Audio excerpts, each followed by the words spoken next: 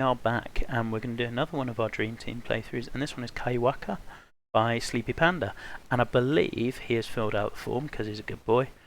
He was in fact the first person to fill out the form. Tees, we're playing gold from back tees, any key design features, just rolling hills and sandy areas throughout the course. We like those things. Any real life courses, Sand Valley and Gamble Sands. Sand Valley very familiar with, Gamble Sands less so.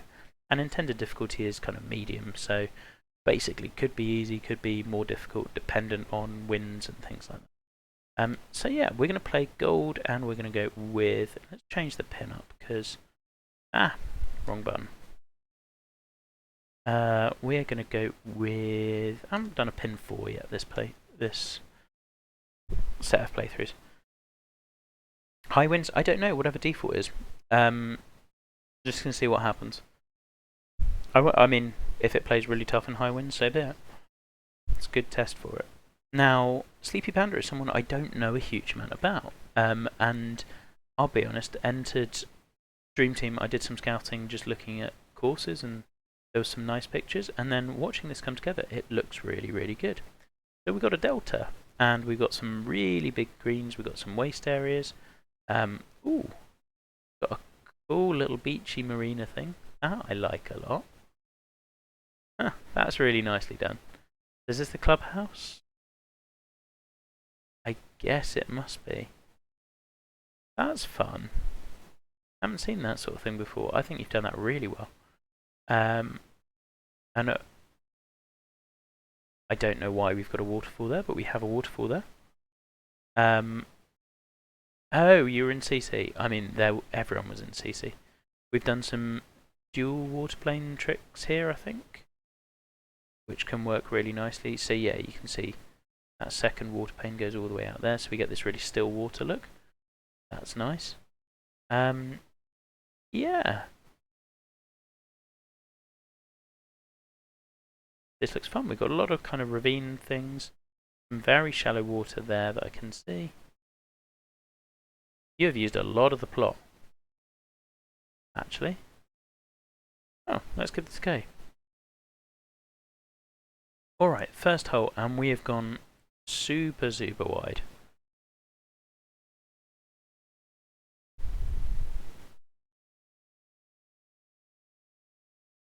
Now I think my first comment is going to be one of scale. Like, I am all for width and angles. I think we have gone possibly a little too far here. Because I don't know how far wide we are. I'm guessing we're in the vein of 150 yards here. And it's kind of a manufactured 150 yards, because I don't think we really need this island bit of fairway.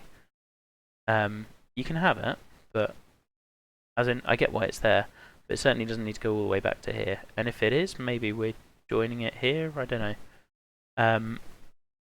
No, not necessarily, Zach. I mean, all of my comments are just like what I think, rather than what I definitely believe, or like, as in, they're certainly not gospel.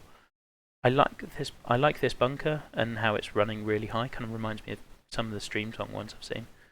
Planting looks really good. Like, works really nicely. In terms of the ground cover, I've got a few thoughts on the trees, but we'll see how that goes. The lighting on this hole, I would say, is a bit blinding. But I mean, it does work, but it is a little blinding.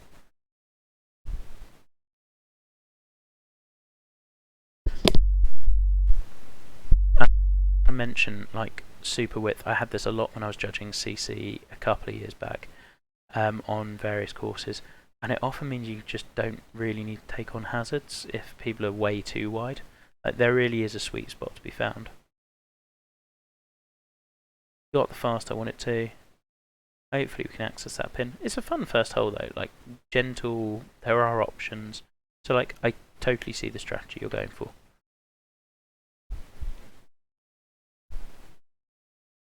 So I'm going to assume this is based, well, we had Sand Valley was one. It's got a bit of a Tower 80 sort of vibe as well. That is a very huge cavernous bunker.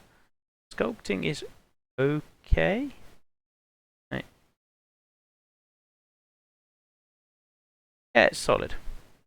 I think you can get this face, probably you might want it a little bit steeper.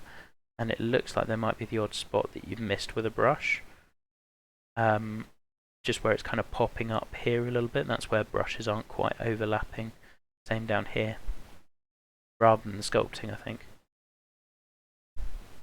And yeah, this sort of, you will get dinged by some judges, I think probably myself included, for having the shape in the middle and then trying to, either you've tried to wrap the fairway really tightly around it, or we haven't really gone for a secondary surface. I'd give this a bit more space. I think it generally looks better if we pull fairway away completely and do kind of a bit of a circle around it. Oh, right, really? Oh. Well, I mean, it looks good from the tee. That said, I think we can carry this one. No, not with the swing like that, we can't. I do like the green sight, for sure.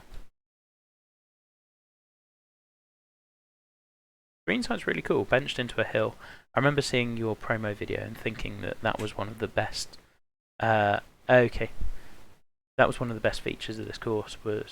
I mean, that's classic, like, first couple of contests, the things that you forget to go away and redo. Let's just hack out. Yeah, because the way you've done that one there is so much better. Now, this layering I really like this bunker here to this one here. I think shapes-wise, they're fine. They're kind of there. Like, if you look at, I'm blanking on some names. Copper Dunes is one with like these big Sand Valley sort of inspired waste bunkers. I think you can do a bit more with the raggedy edges, which will really lift the course. But I love this green site and the way it's banked into the hill. That's cool. The little dead tree is great. Yeah, wedge pitch could be good.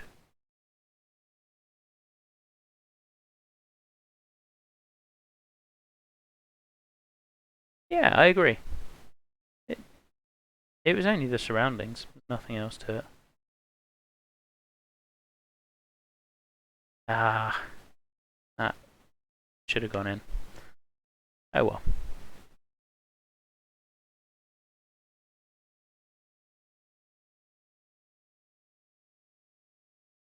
So we gone dead into the sun for 3 straight, I think, which fine.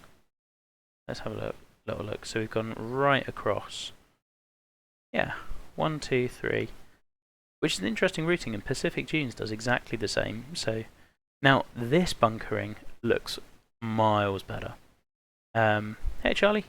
So the way this edge goes and the fact that we're dropping in here, like, this is kind of what I was getting at on the last hole, where you've got that little ragged edge and a few little bits popping out. That works really well. Cool. Yeah, I thought you would have done. I will be catching up on that one later. And this is a big green. I think we're going to run into some really big greens later, from what I'd seen. But I think all the pin positions work really nicely here. I would say you you definitely don't need this much of a fairway apron. I think one of my, I guess my main comment already on this one is going to be just like where you need surfaces and where you don't. I think this bit makes sense. This like appendage out the way here, probably not so much.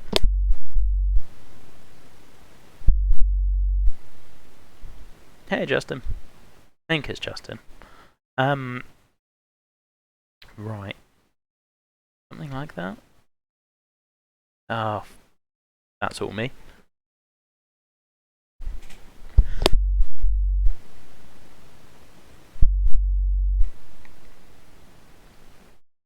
Yeah, that's not a great shot.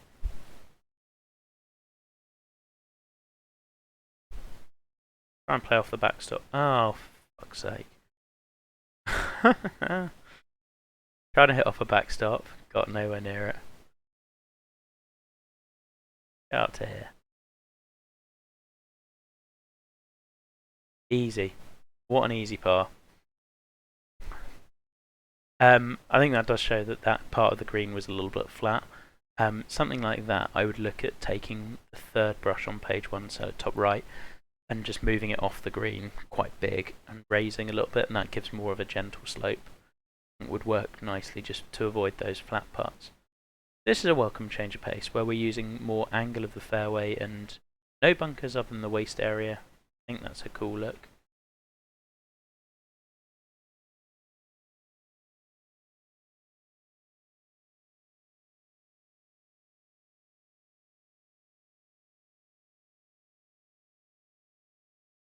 Yeah, I like this one.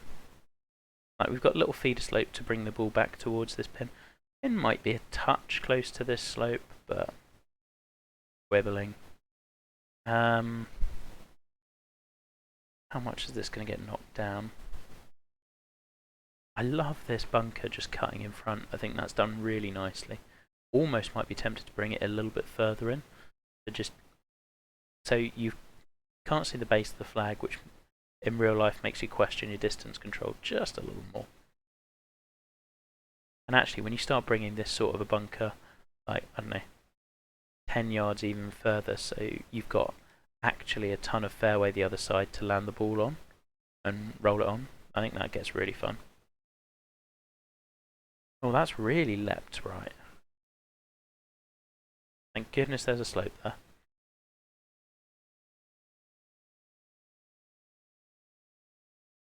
I mean, I like this because there's a ton of forgiveness here, and I love that this sort of a pin position. I mean, I originally said it was too close to this slope. I take that totally back. Looking at it from where I'm at, it's fine. Just had a weird angle in the fairway. But I love pins where you play further away from them for a safer shot, and actually playing too close and taking the direct line is like not necessarily the easiest way to get it close. All for that. This has been the favourite hole I've had so far on this course. Not just because we had a really, just it's a fun shot in, and I don't think it didn't rely on stupid width to make it work, and like loads of bunkers. Same with this one. These are the two best holes you've had because we're not relying on kind of gimmicky fairways, I would say. We do have a funky boomerang green, which I'm all for on the hole like this. Like, it's just silly and quirky, and it's a short par 4, and it works. I would say I think you can still shrink this. Like, surface size of this green is too big, particularly this area. Like, love all the slopes, but let's have some potential of you missing this green. Like, because actually this bunker cutting in is really fun. So you're potentially like worrying that you're hitting into a really narrow portion of the green, pinched by the bunker. Well, let's make this like this part to here, 15 yards maybe, rather than the 25, which is kind of child's play really on this game. He says before doubtless smashing it into a bunker with a very slow.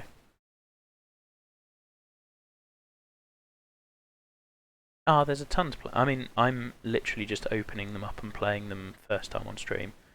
But it's been an absolute blast. They're great.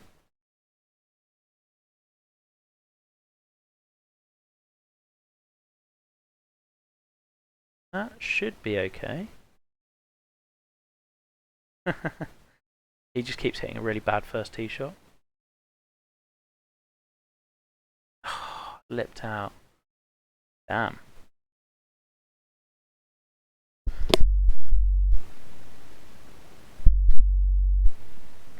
Now, I did mention that I had something to say about the trees, and I haven't said it yet. I think what we've got is like you're looking from this perspective a lot, and therefore we're putting in the odd tree. We've got quite a lot of single trees, so when we leap out here, and if we look at them from a slightly different angle, they're just kind of dotted around, rather than what I think would look much better is, like, if you look at Tariti or similar courses, what they tend to have is actually big clumps of pines, and then lots of areas where there's very few, rather than just the single dotted ones. This bunker works really well because it's pure intimidation. It does, however, mean that if you're into a headwind and you've got, I don't think it's an issue.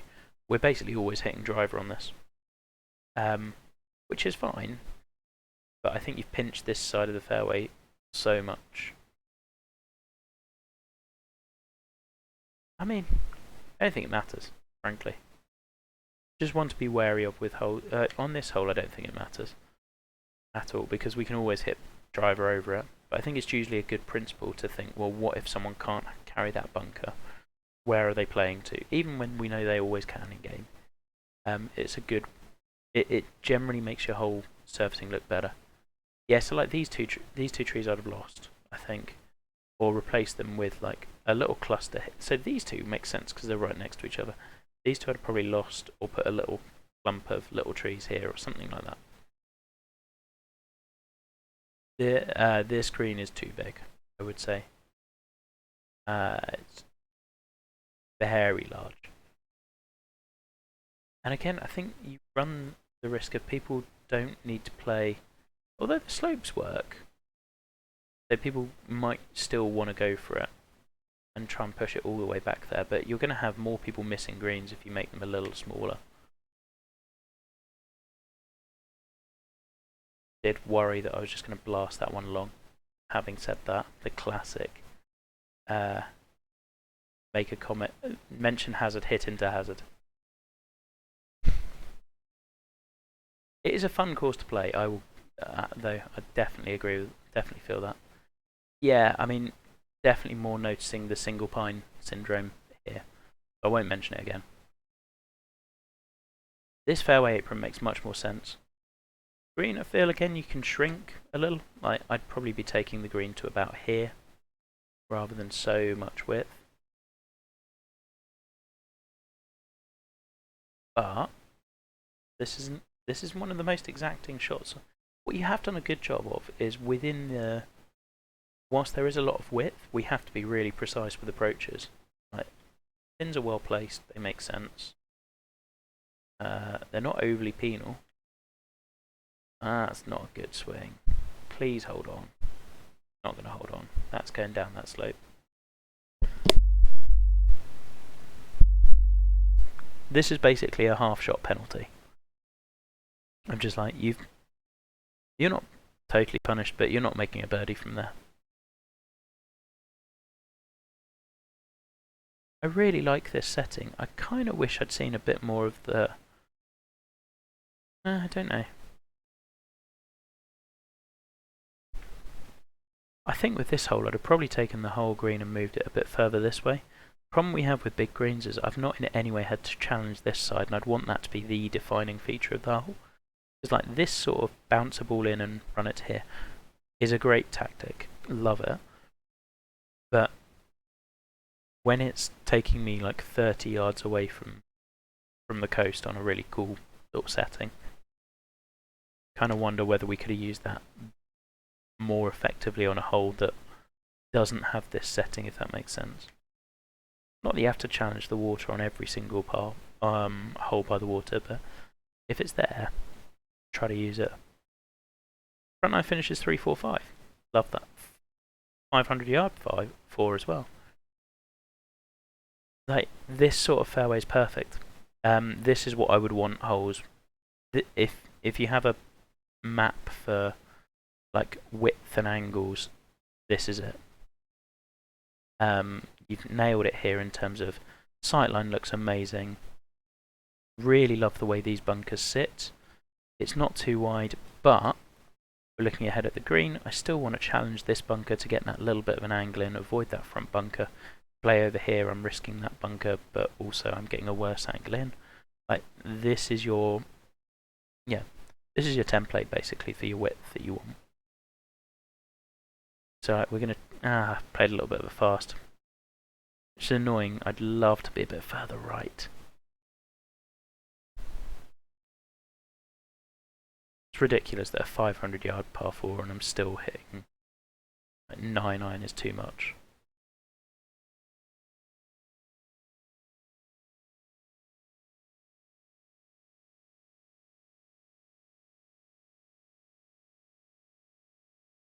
Yeah, actually, I'm just thinking, I have enjoyed the hell out of the last 6 holes. That's too hard.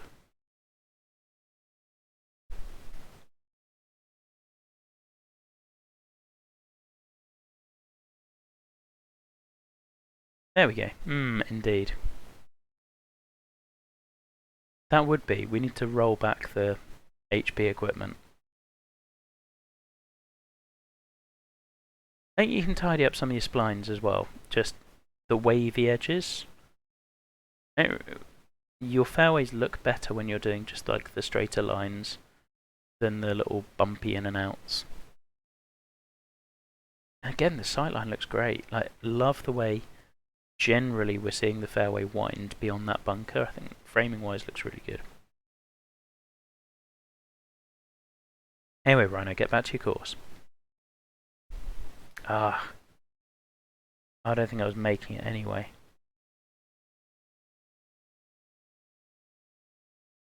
So again, on a par 5, I think, I say again, haven't made this point yet. On a par 5 that's not reachable, or is if it's a drinking day, then it's definitely a designing day. If it's a 3-shot par 5, I think your green takes on the utmost importance. So here, we've got actually quite a big green, which means I don't really mind going into that with a 9-iron or anything. You kind of want to make people really go into it with a short wedge shot. You look at, what was the one we played the other day? The man makes a good point. If we look at the Claymont Ridge 3-shot par 5, that had quite a small green on a very tight angle. And I think that would favour like a wedge shot a bit more. Whereas here, I think maybe it's reachable in other winds. I guess maybe that's why we're doing it like this. Actually, that might be it. I reserve judgment on this until I've played it a couple more times. Because I think actually the slopes would work really well. Yeah, okay. So I think I take it back then. I think the slopes would work really well. I've just got a wrong wind for it. If you're coming in with a 3-wood, I can see how that would work nicely. Final down. Thank you. Still think I would like you to vary your green size a little bit more and or just generally make them a little smaller. You do have helping slopes and hurting slopes. Yeah, I agree. Oh, fuck's sake. I've played 3 abysmal putts here.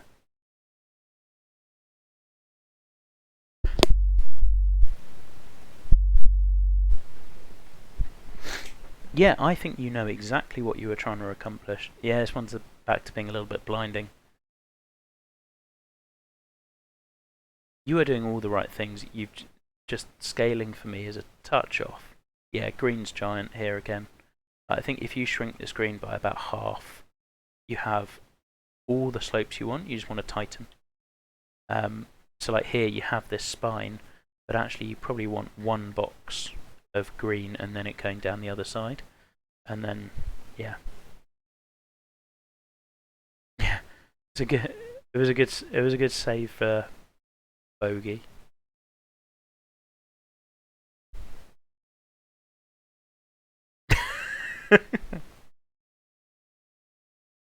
Yeah, fair comment. Rhino, isn't he on your team? Love this bunker in front of the green as well. This is cool. So like the punch bowl's great because also, yeah, I'm pretty sure he's a red team. We did the blue team playthrough earlier. Just goes to show. The other thing with the punch bowl is you don't need this big of a green because all the slopes are helping, which means that effectively you can have smaller green footage because everything's funneling the ball onto the green. Lose the bunker at the back right? Yeah, it could do. I'm okay with the bunker actually. I quite like the bunker long if you're over clubbing, but I just think it is just the green sizes. I think is the main thing. Because the shots are awesome. That's just a dreadful swing.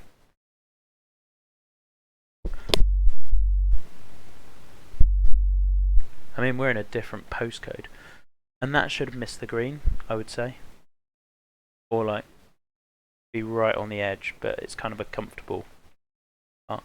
No, I like it. I definitely like it sunken. You don't need to see it on the approach. That's part of the fun with this.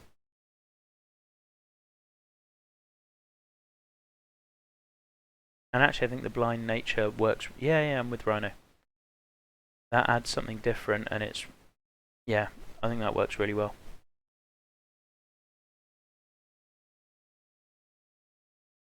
Just Yeah, shuffle the green in, and then people really have to trust they're playing over that.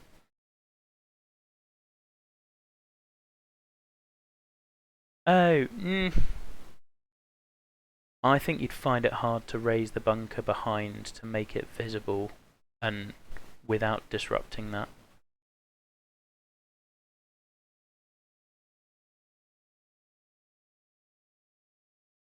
Oh, that's really carried. Another really cool green site. Like, your green site's been great. And I know I said that on your, whatchamacallit, your preview video.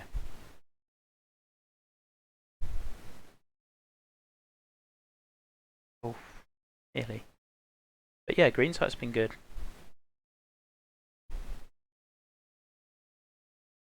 That was never ever troubling the hole. Yeah, good.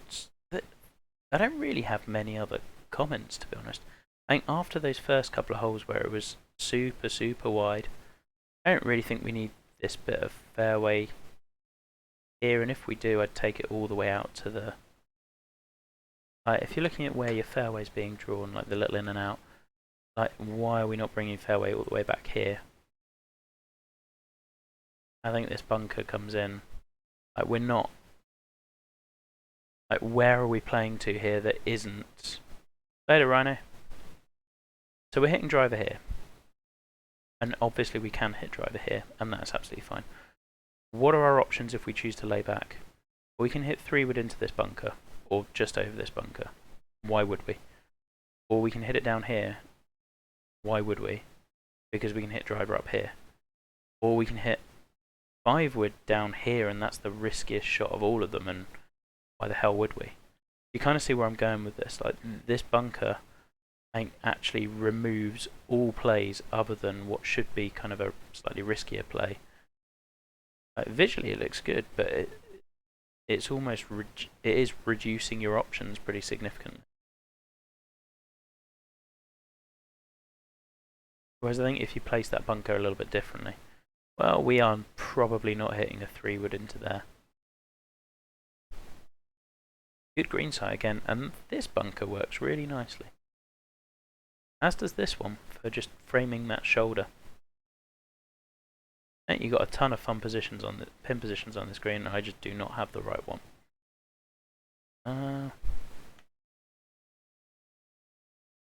That might help.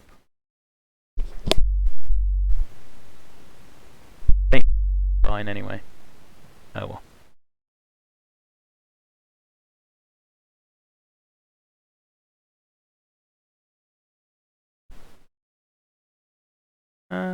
Any danger of stopping? No.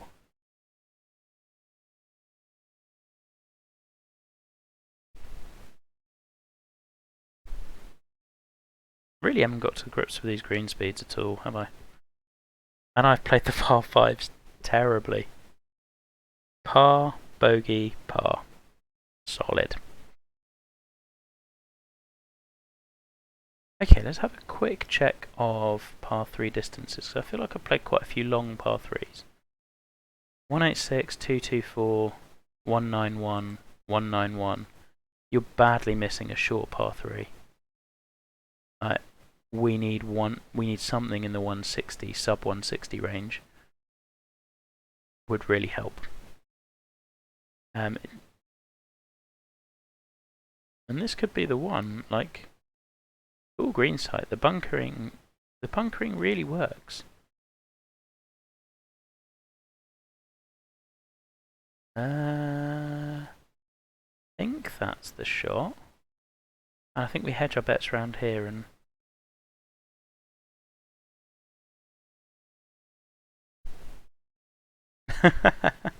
That happens when you get to the tinkering stage.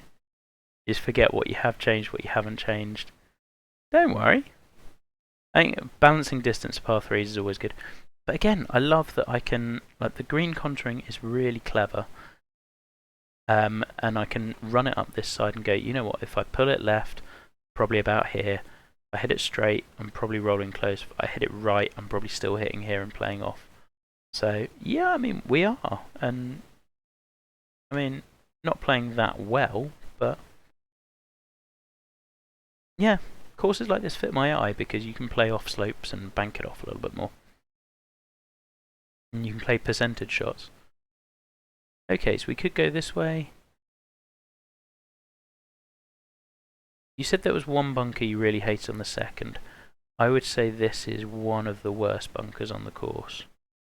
Just same reason as like we saw a little bit on Axel's course, you're fighting the land a bit. So you've got the green here, and this bit is not much lower than the green, whereas you really needed to drop it. And the reason you're not dropping it is because the land's high here, so you feel like you've got to go there, and it's just causing a few issues. And what's pronouncing it is that you've then got this little finger protrusion in here, which you want to be seen, so therefore that's got to be high, and this has to be low, and you want this bit to be low and this bit to be low, and it's just causing all sorts of sculpting issues. I reckon what would do better, remove the finger, have a shorter bunker just in here that's kind of coming from top right to bottom left, and then bring it away from the green a touch as well, which actually, to be fair, you have done. You've also got this a bit higher than the green, which is causing some issues as well. Kind of similar to Axel's one as well. I think your bunker here, the texture goes a bit too high up, so like it's right at the top. As you can see, we're not really getting much lip above that. Now, back to the hole. You've got a clearly defined choice. You hit over the corner of this bunker, you're running into this one. You could see in real life people being a bit pissed off if they hit over this bunker and did really well and ended up in another bunker, but yeah. Like this. Ah, no, we've not hit it well enough. You are bunker brothers. Except you're supposed to hate each other, if you remember rightly. Fun approach shot though. Like, tucked behind this pin is this bunker is a good little pin. I'm hoping it doesn't kick off too hard. Again, like, one of the things I think you've done the best has been your variety of green sites. I'd like to see the odd one more that you've banked down, like that punch bowl blind approach shot that we loved. Like the odd one like that a little bit more, but like these ones banked into hillsides have been awesome. Good, correct answer. I'm enjoying the hell out of this course though. Like, yeah, there's some stuff, but it's a lot of fun. Ooh, you have definitely hit the bad lighting hole.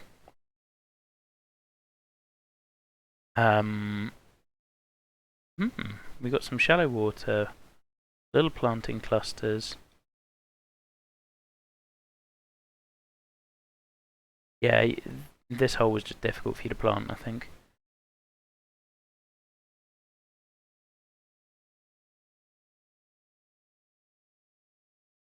I quite like the funky tree. But scaling wise, we've got massive funky tree right on the cliff and then tiny pines. Here, here, here, and by the time we get to here, we're about the same height. We'll probably have this one shorter. Oh, I bet I remember that battle.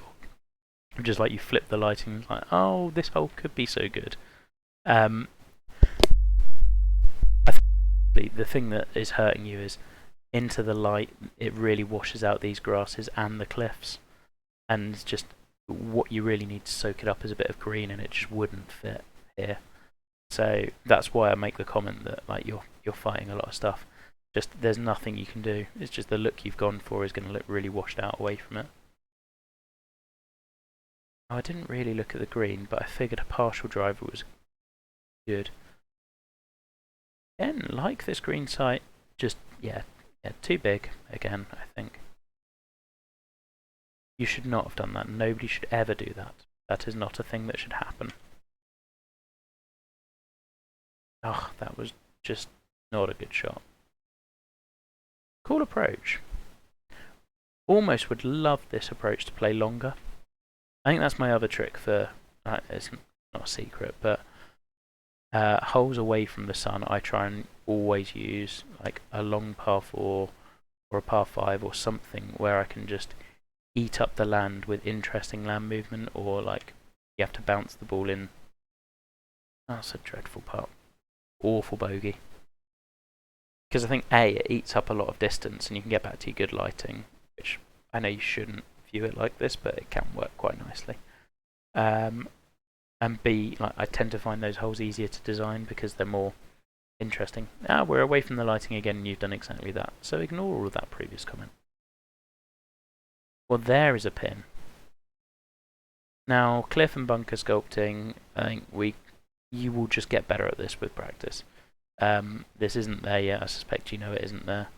And like the cliff, it's that flattened circle brush, and yeah, we'll come to that when we get up there. I love that you can see the fairway just winding its way through the dunes. That's really cool. There's lots on this course to really enjoy.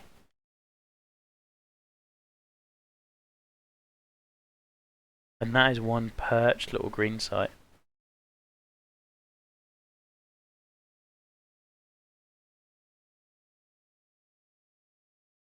Yep. Oh, I know what you mean. To be honest, for contests, people assume that like if you get stuck on a cliff, you get stuck on a cliff. Like, you'll never get dinged for that, because we know that the physics in the game are just stupid. And to be honest, usually you'll bounce into the water anyway. What I would love to see with this hole is just a little bit of a way of accessing this pin, because I just feel like this one's a bit of a forced layup.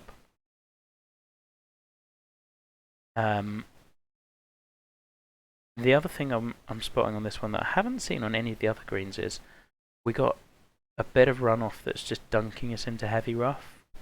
Kind of like I commented on Matt's course last night about this. Like raising up the edge so that you don't have like a putt roll past and then just go, ooh, heavy rough. No, probably light rough here, but the premise is still the same. But yeah, imagine if you put your green like straight on, had a little bit of a bunker here, but a way of like maybe made this fairway, this bunker drop to here, bouncing here. Yeah, that works well, really nicely. But bouncing the ball on and just asking people to really hit that like running shot. This might also be a really good candidate for a sunken green, a bit more, where you have the green lower than it is here. I mean, I really want to go for this, and it's just not going to happen. But we'll try it anyway, because we're doing stupid stuff. What about if we hit up and into here? Let's just see how it reacts. Because I think... Oh, well, that ruins it. It was a fun idea, thanks HB. That is pretty significantly uphill. Grab. There's a sand shot.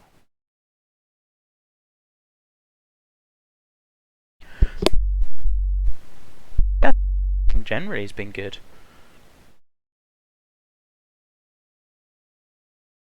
So this is the one you lengthened. I think the reason you lengthen this, if you're not sure why, is because, again, the green is too big. And actually, with your little lion's mouth bunker in front, that means that this pin will play really fun. Because you're trying to land it and roll it here. All of the ideas you have, in fact, about ground game are perfect. You just need to refine your execution a little bit and sizing and stuff like that, which is really common. Like, that is how people learn to design with width and angles, by going super wide. And if you go and look at some of my earlier courses, you will see that. Like, Marlet is stupid wide in spots. Greenstone is. Like, that happened. And then you try and just bring it back down.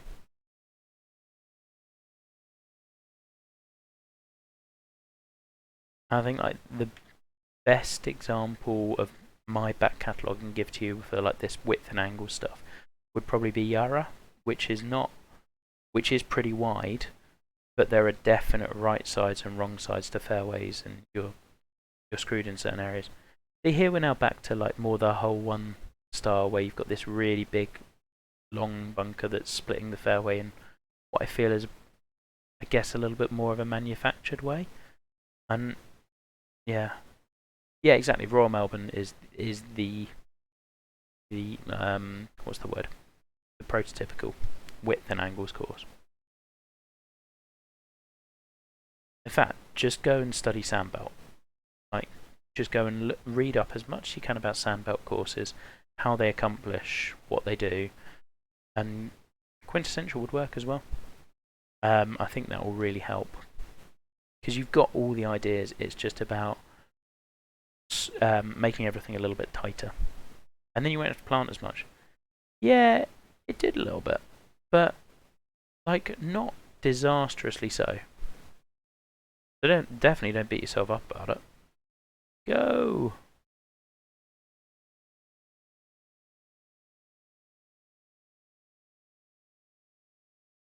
Oh, I've smashed that. Sit. Okay. Knew that. But honestly, the thing about scaling is that it is, hey, honestly, pretty much every designer that goes on the way to getting like to a top level, who is trying to understand strategy, almost all of us will start at some point by doing super wide courses because that is how you create width and angles. You start with super wide. Nobody goes from like nothing to strategic genius in like 1 or 2 courses. We start by having these really wide, like you've got the ideas, but they're kind of unfocused and they're not as well executed as they could be. And it's easier to do that on 150-yard wide courses or wide fairways. It's quite easy to go, well, you could go here or you could go here. What's really tricky is then going, well, here's a 40-yard fairway. If you're on this side, this is your angle. If you're on this side, this is your angle. And it still matters because obviously the angles are getting, the differential between the two is tighter. And that's, I think, what you're really going for and where you'll get to. But you know what? This is a hell of a step forward because I did see a CC course when I was flying around it, and visually it was good, but I could tell the golf wasn't quite there. This is miles better than that. And loads of the ideas I like. I love that par 3 I can see in the profile picture. I think that works really well. Tierra Dorada, that is the one. So yeah, things I would work on, like a little bit of bunker stuff, definitely scaling, but things to 100% keep. The greens were really quirky and fun. Your green sites are awesome. You get those right. The way you want the ball and encourage the ball to react and people to play around bunkers, give people alternative ways to access pins, that's awesome. And you're doing that naturally really, really well. Planting looked good. Some of the holes were absolute stunners. I think, yeah, maybe look at your routing in terms of lengths of holes. Like 7-8-7-1 is long. And looking at this, what are we missing? We're missing a sub 300 yard par 4, or in fact a sub 400 yard par 4 would be really beneficial, not sub 300. Sub 400 would be great. Like 5 I thought was the one that was the most fun, par 4, with your quirky boomerang green. Like bring more stuff like that. Go and play some Petro courses because they have a ton of good short par 4s, or Energizer's latest Nonza would be great as well. Yeah, and the odd shorter par 3 would definitely help as well. But yeah, really enjoyed this. Like top work, and I hope the feedback has been useful. Enjoyed this a lot. I'm going to sign off for the evening, guys. Thank you very much for stopping on by as ever, and hope you have a really good night. See you soon.